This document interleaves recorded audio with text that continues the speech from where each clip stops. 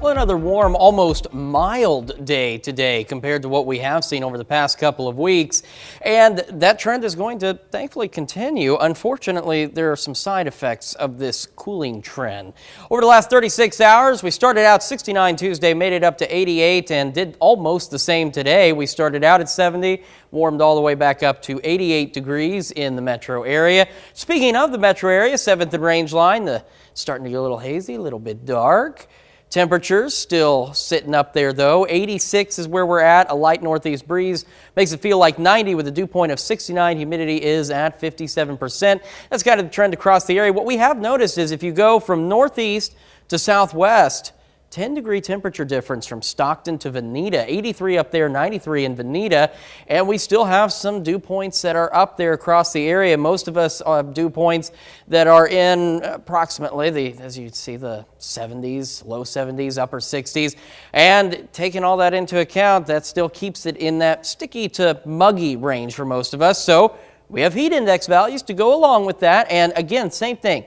No heat index in Stockton, 85, but as you head southwest, it gets warmer, and that's why they've got heat advisories for some of our friends in northeast Oklahoma because it's going to stay warm for just a little bit longer. Through the evening, we're going to dip back down into the lower 70s by midnight. Most of us in the upper 60s to about 70 degrees for overnight lows. There's those heat advisories that I was talking about. Thankfully, the whole map isn't covered in them as it had been over the last couple of weeks. Skywatch Storm Tracker, nothing really happening in our area. However, if we track way off to the northeast, they're still dealing with the remnants of Hurricane Ida, and in fact there's a tornado warning heading in New Jersey, and they actually have a tornado emergency associated with that, so they've been dealing with some nasty weather from those remnants of Ida. Down here, we haven't been dealing with the nasty weather, but we do have some changes, and that's going to bring cooler temperatures, but unfortunately it might disrupt some of your Labor Day weekend plans.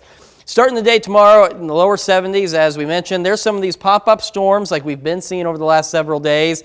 They'll dry out, move on, and we'll see another round of those. You see this big string of activity off to our northwest, making it into our northwestern counties. So we're talking Yates Center, maybe to Parsons, Fort Scott. May see a few more thunderstorms on Friday. And as we head through the day, they clear out. We get a few more of those pop-up storms. Temperatures don't look too terrible. And then you see more activity, and this starts to increase. This is Saturday morning.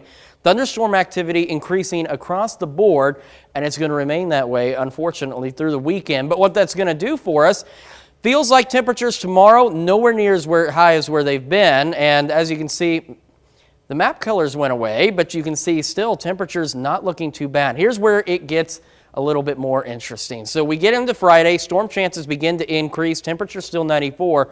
We head into Labor Day weekend, temperatures drop, storm chances go up, but look at some of these overnight lows, 65 Sunday night heading into Labor Day. And that's the nice thing, Labor Day, we may have some morning remnant storms from Sunday, and then it's going to clear out, warm up to 92 before summer makes a very harsh return by the middle of next week. Oh, well, the temperatures would be pretty nice this weekend. No, not too bad. If you're outdoors when it's not raining, it shouldn't be too bad. Thanks, Chris.